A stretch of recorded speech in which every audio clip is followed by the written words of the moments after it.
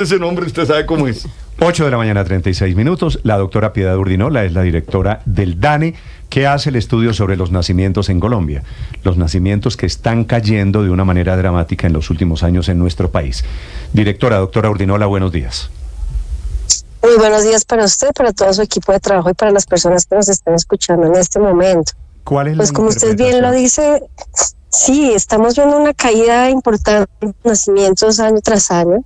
Y a partir del COVID, del gran choque que tuvimos en la mortalidad, que eso es lo que significa una pandemia para cualquier país, se profundizó la caída en los nacimientos. Esto es algo que ya venía ocurriendo en el país. Ya Colombia había alcanzado unas tasas bajas a partir de 2015, cuando ya estábamos por debajo de la fecundidad de reemplazo, es decir, alrededor de 2.2, 2.1 para Colombia. Y ya en este momento vemos una profundización de esa caída. Desde 2021 vemos unas tasas de crecimiento que se han venido profundizando. 2% cayó entre 2020 y 2021, 7% cayó del 22 al 21 y menos 10.1% reportamos en el día de ayer. Sí, doctora Urdinola, el DANE, la gente que mide la estadística, ¿tiene detectado cuál es el argumento para que caiga la cifra de nacimientos en nuestro país? Sí, claro que sí, como le decía, esto no es nada más que el resultado de la transición demográfica. Esto es cuando antes teníamos unas tasas altísimas de mortalidad y unas tasas altísimas que se correspondían de fecundidad. Este gran imaginario que tenemos de la vida campesina, rural, familias enormes de 10 hijos, yo siempre lo ejemplifico con mi familia. Mi abuela tuvo 18 hijos. Luego ya, cuando sobreviven de esos 18, solamente 8 a la edad adulta. Esto era lo que pasaba. La gente tenía muchos hijos porque se morían muchos. Después mi mamá y mis tías no tuvieron sino de a 3 máximo, 2, 3 hijos. Entonces viene una contracción de la mortalidad. La gente empieza a vivir muchos más años, se da cuenta que ya no necesita tener tantos hijos. Y entonces ya se viene contrayendo. Y ya la tercera generación, mis hermanas, mis primas, yo tengo muchas primas que ni siquiera tuvieron hijos, ¿no? Entonces ya empezamos a tener todas 1, 2, incluso 0, y esto es lo que pasa. Y el COVID, un choque tan fuerte a la mortalidad, también afecta a las otras variables demográficas, incluida la fecundidad. Y eso fue lo que pasó en Colombia, también en otros lugares de América Latina. Hace una semana el representante nos presentaba ahí el doctor Cecchini, que es la autoridad de CELADE, que es la Comisión Estadística para la Demografía de América Latina, nos presentaba que la región, por regiones del mundo, donde más se profundizó la caída de la fecundidad fue América Latina, precisamente. Entonces, esto es un fenómeno que sucede en Colombia y en América Latina y que está explicado por la transición demográfica. Sí, directora, pero aunque ocurre en el planeta, usted ya está haciendo además la comparación en América Latina, en proporción, en porcentaje, ¿cómo estamos con otros países? ¿Esta es una decisión de generaciones sin importar dónde se viva o también implica el hecho de que sea pues Colombia el país en el que se esté tomando la decisión de si tener o no hijos? Eso sucede a nivel global. Y lo he hecho también en repetidas ocasiones. Uno de los grandes retos que tenemos como humanidad, además de la crisis climática, es el envejecimiento de la población. Esto mismo ya sucedió hace 20 años en otras sociedades como Japón, Alemania, que nos llevan de nuevo 2 décadas de avanzada en este tema, y ahora pues lo estamos viviendo en nuestros países. América Latina es la región donde ahorita se está profundizando esta caída en la fecundidad, y los siguientes van a ser el sudeste asiático y África, que son los que en este momento todavía tienen unas fecundidades altas. Claro. Sí, doctora Urdinola, además de estas cifras comparadas con otros países del continente, ¿qué va a cambiar internamente en Colombia en las mediciones que hacen ustedes en el DANE? Presentando el informe, decía el DANE ayer que había que revisar sin duda las proyecciones para saber qué tanto nos va a cambiar la realidad, por ejemplo, económica. Esas proyecciones, ¿cómo las actualizan? Eso nos toca hacerlo precisamente porque al haber caído la mortalidad, tanto revisamos las proyecciones de población, esas las presentamos el año pasado, en 2023, en marzo, abril, y las llamamos así, proyecciones post-COVID, porque sabíamos que un choque a la mortalidad hacía que tuviéramos que revisar nuestras proyecciones. Ahora estamos viendo el choque en la fecundidad, entonces de nuevo tenemos que revisar nuestras proyecciones, porque al nacer menos gente seguramente nuestra proyección tiene que corregirse hacia la baja, porque van a haber menos personas. Entonces estamos precisamente en este momento estudiando nuestras proyecciones de población y esperamos presentar las nuevas proyecciones el primer semestre del próximo año. Pero doctora Urdinola, cuando uno mira el número de nacimientos, esa caída en los nacimientos tan fuerte versus las defunciones, ¿la población colombiana está creciendo o la población colombiana está cayendo? Todavía estamos creciendo, todavía estamos en un momento creciente. Recordemos que estos son procesos que toman muchos años y como Malthus nos lo decía, ese crecimiento exponencial uno no lo nota hasta que le explota en la cara y así fue. Entonces, hasta que eso no nos explotó en la cara, no empezamos a pasar de un país que para finales de los 40 tenía alrededor de 11 millones de habitantes, para ya seguir a los 50 millones, 5 veces más 50 millones que tenemos en el 2018.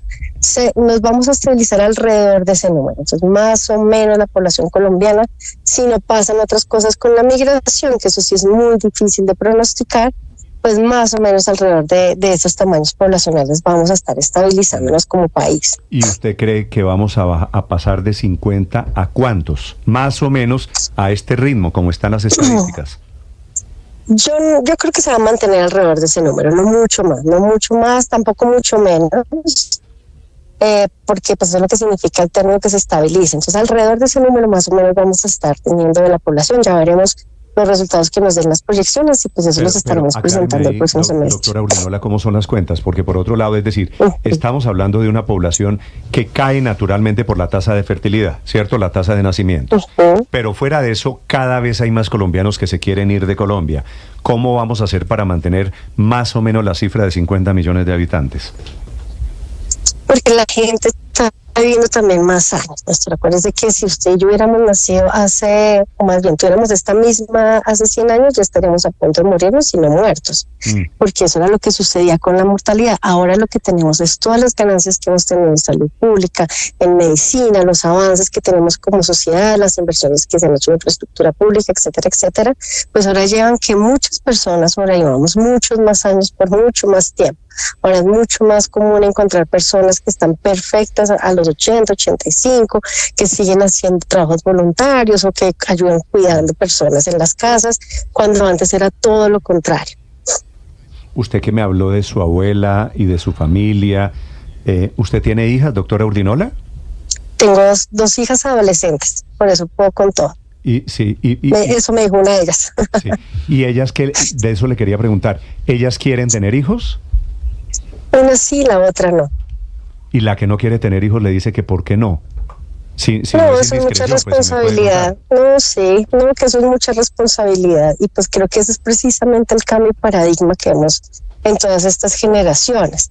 Ya antes se tenían los hijos porque pues era como en piloto automático. Muchos de nosotros y las generaciones anteriores pues sencillamente era lo que la sociedad esperaba que se hiciera, que las personas formaran familias y tuvieran hijos porque era como funcionaba la sociedad.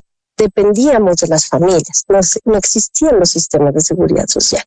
Al tener ya unos estados, que ya son unos estados casi todos que no son asociados a las religiones, que ya permiten tener esos accesos al sistema de seguridad social, que va a tener uno para estos procesos, pues ya no es necesario formar las familias y ya no es necesario que todo el mundo tenga hijos.